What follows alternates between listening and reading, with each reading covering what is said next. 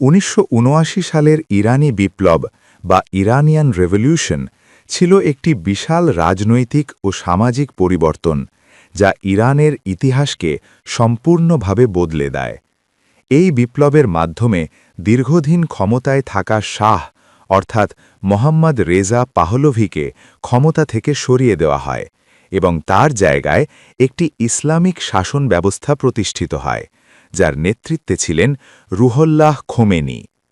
এই বিপ্লবের আগে ইরান ছিল একটি রাজতান্ত্রিক দেশ যেখানে শাহ পশ্চিমা ধাঁচের আধুনিকতা আনতে চেয়েছিলেন, কিন্তু এই আধুনিকতা ছিল অনেকাংশে জোরপূর্বক এবং এতে সাধারণ মানুষের ধর্মীয় ও সাংস্কৃতিক মূল্যবোধ উপেক্ষিত হচ্ছিল, ফলে ধীরে ধীরে জনগণের মধ্যে অসন্তোষ বাড়তে থাকে।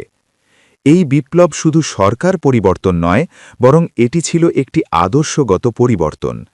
আগে যেখানে ইরান পশ্চিমা দেশগুলোর সাথে ঘনিষ্ঠ ছিল, বিপ্লবের পর দেশটি একটি ইসলামিক প্রজাতন্ত্রে পরিণত হয়, যেখানে ধর্মীয় নেতারা রাষ্ট্র পরিচালনায় গুরুত্বপূর্ণ ভূমিকা নিতে শুরু করেন।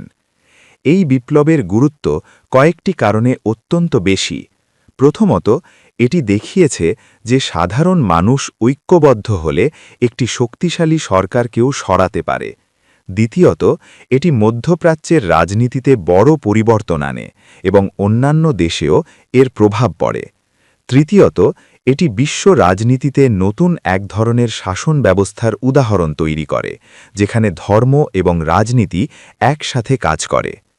সবচেয়ে গুরুত্বপূর্ণ বিষয় হল, এই বিপ্লব ছিল বহু বছরের অসন্তোষ, বৈষম্য এবং দমন-পীড়নের ফল। এটি হঠাৎ করে ঘটেনি, বরং ধীরে ধীরে মানুষের ক্ষোভ জমে গিয়ে একসময় বিস্ফোরিত হয়েছে।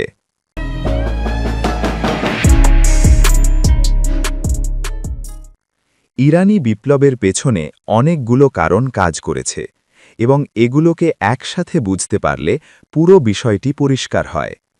প্রথম কারণ ছিল রাজনৈতিক দমনপীড়ন। শাহের শাসনামলে বিরোধী দল বা মত প্রকাশের স্বাধীনতা ছিল খুবই সীমিত। সাভাক নামে একটি গোপন পুলিশ বাহিনী ছিল যারা বিরোধীদের কঠোরভাবে দমন করত, ফলে মানুষ ভয় এবং অসন্তোষের মধ্যে জীবন কাটাত। দ্বিতীয় কারণ ছিল অর্থনৈতিক বৈষম্য। যদিও ইরান তেল সম্পদে সমৃদ্ধ ছিল, কিন্তু সেই সম্পদের সুবিধা সবাই পেত না। ধনী ও গরিবের মধ্যে ব্যবধান দ্রুত বাড়ছিল। শহরে উন্নয়ন হলেও গ্রামের মানুষ পিছিয়ে ছিল, ফলে অনেকেই নিজেদের বঞ্চিত মনে করত। তৃতীয় কারণ ছিল সাংস্কৃতিক ও ধর্মীয় অসন্তোষ।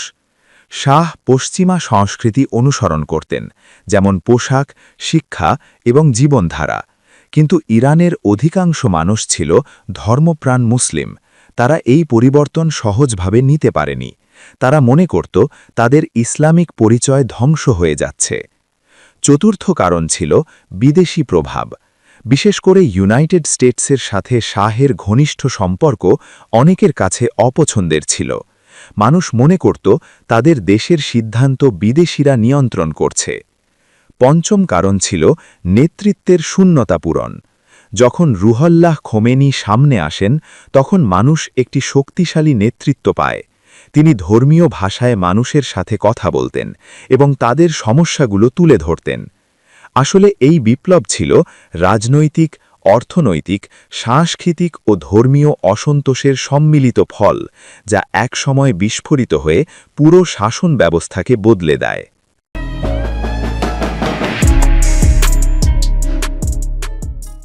ইরানি বিপ্লব একটি ধীরে ধীরে গড়ে ওঠা আন্দোলন ছিল, যা কয়েকটি গুরুত্বপূর্ণ ধাপে সম্পন্ন হয়।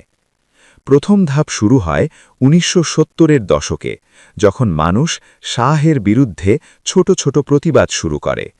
এই প্রতিবাদগুলো ধীরে ধীরে বড় হতে থাকে এবং বিভিন্ন শহরে ছড়িয়ে পড়ে। দ্বিতীয় ধাপে 1978 সালে ব্যাপক বিক্ষোভ শুরু হয়। ধর্মীয় নেতারা, ছাত্ররা, শ্রমিকরা সবাই একত্রিত হয়ে আন্দোলন করতে থাকে। এই সময় অনেক জায়গায় পুলিশের সাথে সংঘর্ষ হয় এবং বহু মানুষ নিহত হয়, যা আরও ক্ষোভ বাড়িয়ে দেয়। তৃতীয় ধাপে রুহল্লাহ খোমেনির ভূমিকা অত্যন্ত গুরুত্বপূর্ণ হয়ে ওঠে। তিনি তখন নির্বাসনে ছিলেন, কিন্তু তার বক্তব্য ক্যাসেট টেপের মাধ্যমে ইরানে ছড়িয়ে পড়ত। তার কথা মানুষকে অনুপ্রাণিত করত। চতুর্থ ধাপে ১৯৭৯ সালের জানুয়ারিতে শাহ দেশ ছেড়ে চলে যান। এটি ছিল একটি বড় মোড়, কারণ এতে সরকারের শক্তি দুর্বল হয়ে পড়ে। পঞ্চম ধাপে ফেব্রুয়ারিতে খোমেনি ইরানে ফিরে আসেন এবং বিপ্লব কার্যত সফল হয়। এরপর দ্রুত একটি নতুন সরকার গঠন করা হয়।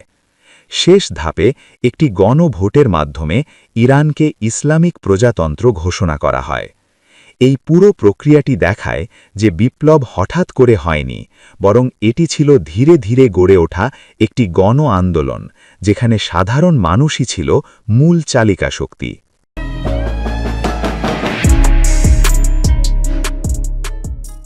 ইরানি বিপ্লবের পর ইরানে ব্যাপক পরিবর্তন আসে, যা দেশের রাজনীতি, সমাজ এবং আন্তর্জাতিক সম্পর্ককে গভীরভাবে প্রভাবিত করে।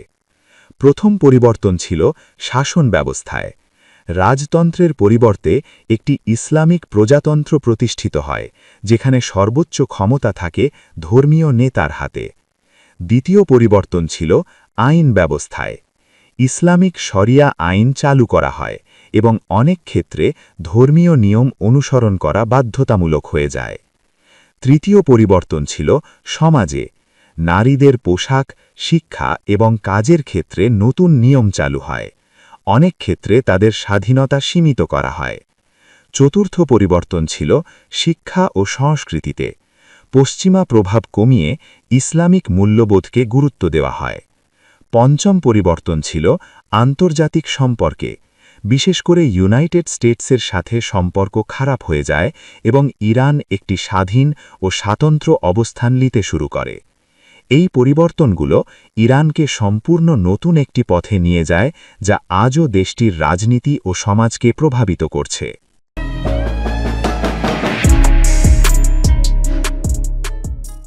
ইরানি বিপ্লব শুধু ইরানের মধ্যে সীমাবদ্ধ ছিল না, বরং এটি পুরো বিশ্বের রাজনীতিতে বড় প্রভাব ফেলেছিল।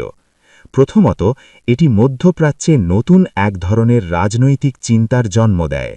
অনেক দেশ বুঝতে পারে যে ধর্মীয় নেতৃত্বের মাধ্যমে সরকার পরিচালনা সম্ভব। দ্বিতীয়ত, এটি পশ্চিমা দেশগুলোর জন্য একটি বড় ধাক্কা ছিল, বিশেষ করে ইউনাইটেড স্টেটসের জন্য। তারা একটি গুরুত্বপূর্ণ মিত্র দেশ হারায়। তৃতীয়ত, এটি অন্যান্য দেশেও আন্দোলনের অনুপ্রেরণা দেয়। অনেক জায়গায় মানুষ নিজেদের অধিকার আদায়ের জন্য আন্দোলন শুরু করে। চতুর্থত, এটি তেল রাজনীতিতে প্রভাব ফেলে।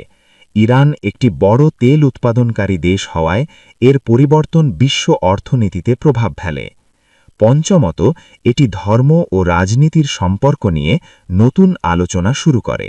অনেকেই এই মডেলকে সমর্থন করেন, আবার অনেকে এর সমালোচনা করেন। সব মিলিয়ে ইরানি বিপ্লব ছিল একটি বৈশ্বিক ঘটনা, যা শুধু একটি দেশের সরকার পরিবর্তন নয়, বরং পুরো বিশ্বের রাজনৈতিক চিন্তাভাবনাকে প্রভাবিত করেছে।